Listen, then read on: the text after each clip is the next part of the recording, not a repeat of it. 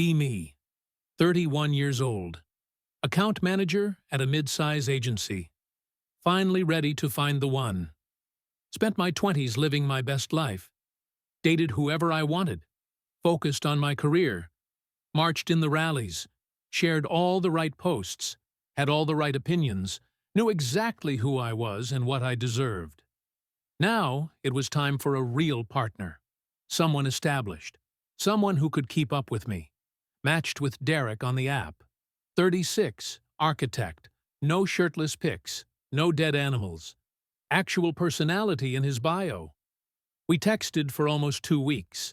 He remembered details I mentioned days earlier. Asked follow-up questions.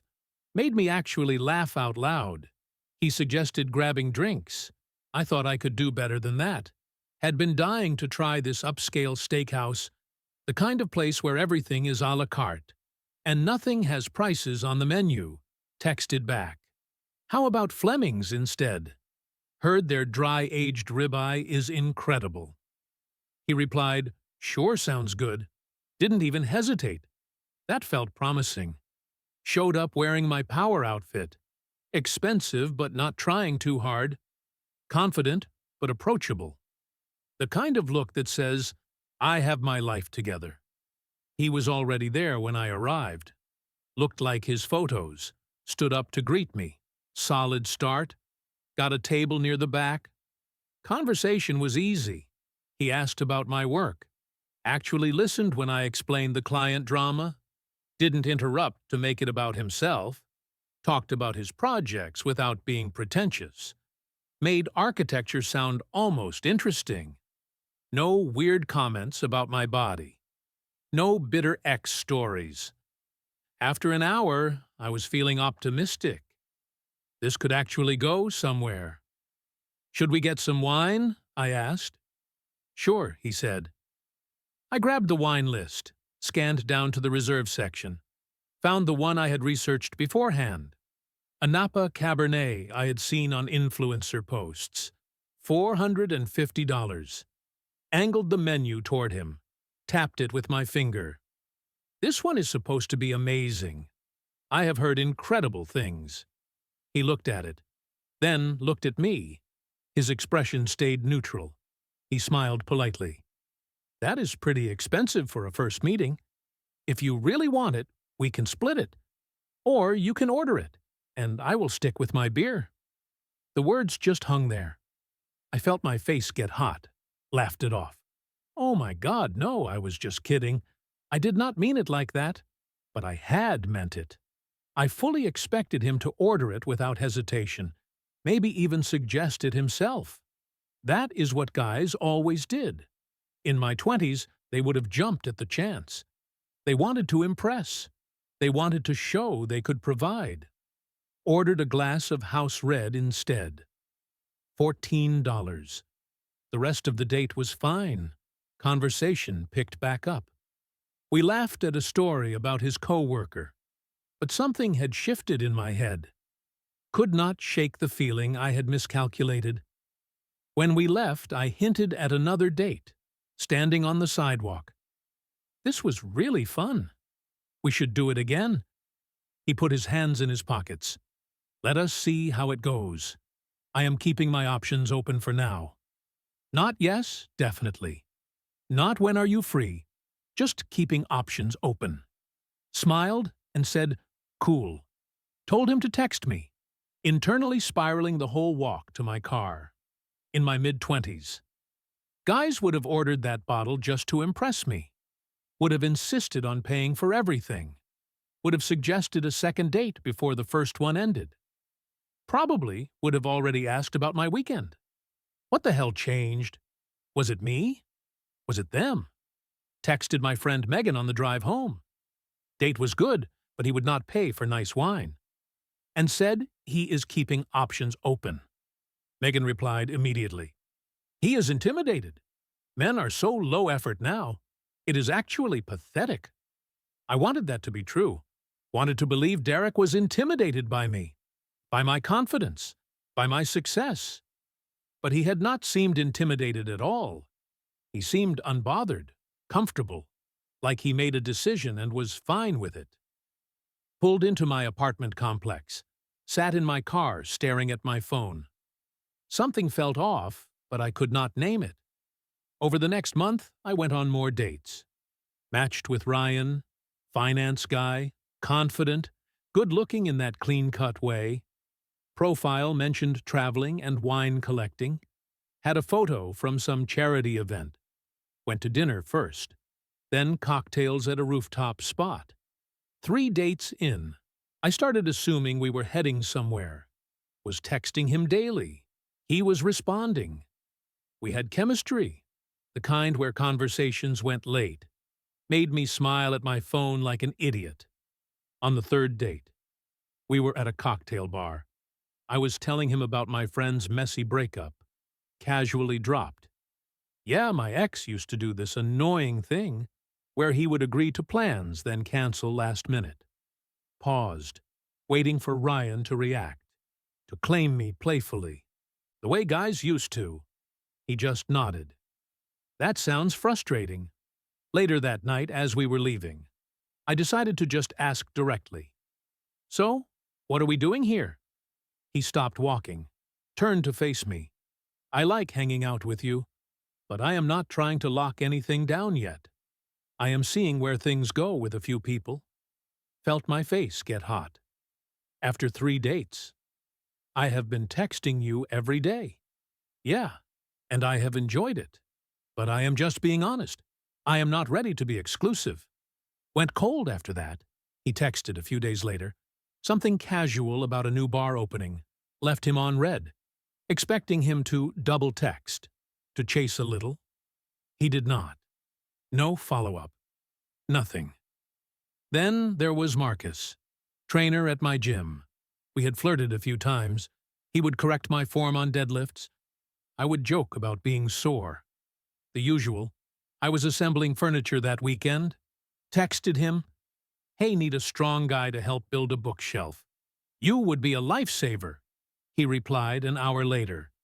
"That is what IKEA delivery with assembly is for." "You got this, though." Pushed back playfully. "Come on, it will take like 30 minutes. I will buy you dinner after." "Marcus, I keep weekends for clients and personal time. But seriously, the assembly service is easy to book. No apology, no guilt. Just a firm boundary." At work, things were not much better. Drowning in a project deadline. Client moved the presentation up by a week. Buried in spreadsheet analysis. Not my strong suit. Nathan, senior analyst 3 desks over, had finished his work early. Walked over with my laptop. "Hey, I am completely underwater with this data section. Could you take a quick look?" He glanced up from his screen. "That is not my project, though. Plus, you are the lead on Henderson. Would not want to confuse the reporting structure." He smiled. Polite, but firm. Turned back to his monitor. 5 years ago, guys at work would have jumped at the chance to help me. That evening, I was scrolling Instagram. Noticed Trevor had not liked any of my stories in weeks. Trevor. The guy who used to like everything I posted within minutes, who I would occasionally respond to when I was bored. Clicked on his profile. He had posted a photo from a weekend trip. With a girlfriend now, someone younger. Bright smile, looked uncomplicated. Sent him a message. "Hey stranger, how have you been?" He replied 6 hours later. "Good. Busy with work and stuff. Hope you are well." That was it. No follow-up question, no effort.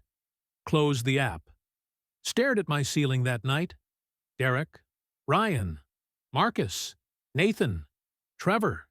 5 guys who just did not care enough to try. I used to be able to get guys to do anything. 1 text, and they would rearrange their whole weekend. 1 hint, and they would offer to help before I even asked. They were all competing to prove themselves worthy. Now suddenly, they all had boundaries. They all had personal time and other options. When did they get so smart? When did they stop trying? What the actual hell was happening?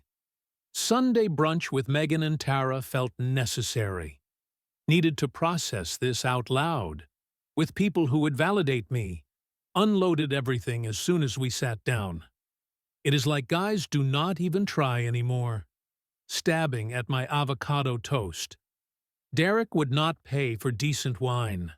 Ryan will not commit after 3 dates with real chemistry. Marcus would not help me build furniture. Nathan would not even look at my work project. Even Trevor is completely ignoring me now. Megan was immediately fired up. They are intimidated by successful women. You are independent. You have your career together. You are just too much for them. Tara, who had just gotten engaged 4 months ago, was quieter. Finally, she spoke up carefully. "Did you offer to split the wine with Derek?" Bristled immediately. "It was a date. Why would I offer?" "I just mean, some guys do not assume that anymore. I should not have to make it clear. It is implied." Megan jumped in. "Exactly. You are worth it. These guys are just trash." Nodded. But Tara's silence sat with me weird. That night, Megan and I went to a bar downtown. Halfway through a vodka soda. When I saw him across the room. Connor. Connor, who I had kept in orbit for nearly 2 years in my late 20s. Connor, who would text me good morning every day, even though I rarely responded. Connor, who would drive 45 minutes to hang out when I was bored or lonely. Connor, who I gently rejected multiple times, but never fully cut off, because the attention felt good. He was with a woman now. She was laughing at something he said, touching his arm, something about her energy. She seemed light, uncomplicated. Walked over before I could talk myself out of it. Connor. "Oh my God." "Hey." He turned, surprised. "Oh, hey. Wow, how are you?" Hugged him, then turned to his girlfriend. "Hi. Sorry I am being so rude. I am Hannah. Connor and I go way back. I am actually Hannah, too." She laughed, made small talk for a few minutes, was overly enthusiastic, dropping hints that I was single now, suggesting we should all grab drinks sometime. "Yeah, maybe," Connor said, his tone neutral. "We are pretty busy with wedding planning, though." "Wedding planning?" "Oh my God, congratulations." My voice too high. The conversation fizzled. They excused themselves, walked away, went back to Megan at our table. Could not focus anymore. Few minutes later, Megan went to the bathroom. I was at the bar ordering another drink, when I heard Connor's voice nearby. He was talking to a guy I vaguely recognized, from his friend group. "Yeah, that is her. The one I told you about." "Oh, damn. The one who kept you on the hook." "Yep. She would text me whenever whatever she was dating flaked on her. I was her emotional support backup plan. Not falling for that again." "Good for you, man. Hannah is really great. She is. She actually wanted me from the start. No games." My face burned, pretended I had not heard. In the Uber home, tried to rationalize it. Connor was bitter. He was exaggerating, but his words kept looping. Not falling for that again. Rewrote my dating profile 3 times over the next week. First attempt. Feminist energy. Looking for someone who is not intimidated by strong women and can actually match my energy. My matches dropped by more than half.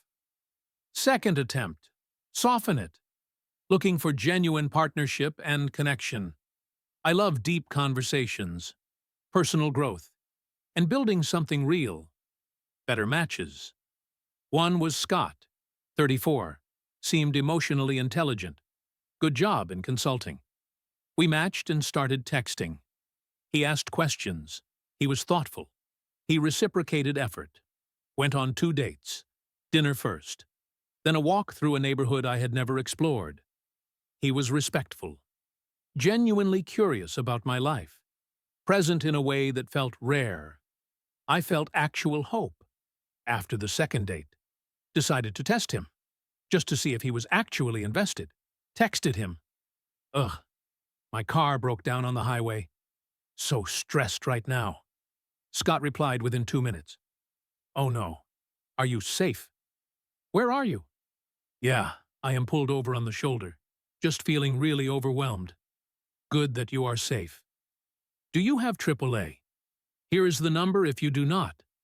Make sure your hazards are on. Let me know when you are home safe. That was it. No, I am coming to get you. Just practical advice. The next day I tried different. I have been so stressed about work lately. Everything is piling up. I just need to vent. Scott, that sounds really tough. Have you been able to talk to your therapist about it? I know you mentioned you see someone. I mean, yeah. But I wanted to talk to you about it too. Scott, I am happy to listen if you need to vent, but your therapist is probably better equipped to help you process it in a healthy way. I do not want to accidentally give you bad advice. Stared at my phone. In my 20s, guys would have stayed on the phone for hours. They would have dropped everything. Scott was setting boundaries. After the fourth date, which had gone well, genuinely well, I felt anxious, wanted to lock this down. Texted him, my parents are actually in town next weekend. Would be cool for you to meet them if you are free. Totally no pressure, though. There was pressure. Significant pressure. Scott did not respond for a full day. Then, hey, I think we might be moving at different paces here. You are great. And I have enjoyed getting to know you. But I am not at the meet the parents stage yet. I think we might want different things right now. Wishing you the best. He stopped replying after that. Texted Megan. He ghosted me. After 4 dates. Men are freaking trash. But I was not even mad anymore. I was just exhausted. That night, lying in bed scrolling Reddit. I lurked on relationship forums sometimes, clicked into a men's subreddit by accident. The top post. How to spot women who want a provider after the fun years. The comments listed red flags, expects men to pay and help without offering much in return. Friend-zoned good guys when younger, now wants them to settle. Uses feminism to avoid accountability, but still expects traditional male roles. Tests men constantly. It was me. Every single point, one comment. They are mad we learned the game. We are not simping anymore. Closed my laptop. Wanted to be angry at them, but I just felt hollow. Had a therapy appointment the next week. Dr. Chen asked how I had been. Unloaded everything. Derek, Ryan, Marcus, Nathan, Connor, Scott, all of it. These guys just will not do anything anymore. They will not pay. They will not help. They will not commit. I do not understand what is wrong with them. Dr. Chen nodded. What are you offering them? Blinked. What do you mean? What are you offering in these dynamics? What do they get from investing in you? I mean, me, my time, my company. And what are you asking them for? I paused. Normal things. Basic things, really. Started counting on my fingers. Paying for nice dates. Helping me when I need something moved or fixed. Committing after we have been seeing each other. Being emotionally available when I need to talk. Meeting my friends and family when things are going well. Not judging my past. Supporting my career. Actually pursuing me and showing effort. Planning a future together. When we are serious. Dr. Chen was quiet for a moment. That is 9 very specific things. They are normal expectations, I said defensively. Are they? Let us look at this differently. If a man came to me and said he expected a woman to cook his meals, clean his home, defer to his decisions, give up her career for his, raise his children, stay attractive for him, never complain, be available for intimacy whenever he wanted, and support his dreams unconditionally. What would you think? My face got hot. That is different. That is outdated gender roles. Is it? Or are you asking for the benefits of traditional masculine roles? Provision, pursuit, protection, while offering none of the traditional feminine reciprocity. Felt like I was being cornered. It should not be transactional like that. That is not what feminism is about. You are right, it should not be purely transactional. But relationships are reciprocal by nature. If you expect men to perform traditional roles, while you maintain complete independence, and do not signal what they would receive in return, can you see how that might feel one-sided to them? Sat there silent. She continued gently. You want partnership, but you are not showing up as a partner. You are showing up as someone who wants to be pursued and provided for. Think about Connor. You kept him around for validation, while you dated other people. What did he get from that dynamic? I was honest with him. I never led him on. Being honest does not mean it was not hurtful. He invested time and emotional energy, hoping you would eventually see him differently. You used that hope as a safety net, felt tears burning, but refused to let them fall. Dr. Chen leaned forward slightly. What do you think you are offering these men? In exchange for those 9 things. Opened my mouth to answer, then stopped. My mind went blank. My presence. I finally said, my voice smaller. My time when I can, the possibility of choosing them eventually. The words hung in the air. Even I could hear how weak they sounded. Left the session angry. Sat in my car in the parking lot for 10 minutes, gripping the steering wheel, telling myself she was wrong. But by the time I got home, the anger had faded into something quieter and more uncomfortable. Pulled up Instagram almost on autopilot. Found Connor's profile. His fiancée had posted a story. Them cooking dinner together. Both laughing. He had commented, "Best teammate." Teammate. Thought about how I had treated Connor, how I would text him when I was lonely or bored, how I would cancel plans last minute if something better came up, how I would keep him hoping while I chased guys who treated me like I was optional. I was not his teammate. I was his disappointment. Thought about Derek, how I had expected him to fund my luxury experience, without considering what he would want. Thought about Ryan, how I had assumed we were serious, because I had decided we were. Thought about Scott, how I had tested him with manufactured crises, instead of building trust. The next morning, went to my usual coffee shop, ordered my usual drink, sat down with my laptop. There was a guy across the room. Cute. Maybe early 30s. Reading. He looked up once. We made brief eye contact. He smiled politely. Old me would have expected him to approach. Instead, I thought about walking over myself. Then I stopped. What was I actually offering? The barista called my name, grabbed my coffee. Young guy, maybe 24. Friendly smile. Have a good one, he said. You too, I replied. He turned to the next customer without a second glance, opened my phone, deleted all my dating apps. Not because I was giving up on dating, not because I was bitter, but because I needed a new strategy. Men had clearly gotten smarter somehow. They had figured out the game, learned to spot the patterns, started comparing notes online or something. They were not bending anymore. Were not jumping through hoops. Were not competing to prove themselves worthy. Fine. I could adapt too. Pulled out my journal. Started a new page. What modern men actually respond to. I would figure this out. I would study what worked. What made them invest. What got them to actually try again. There had to be a way to make them see my value, without me having to change who I fundamentally was. Took a sip of my coffee. Opened my laptop. I had research to do.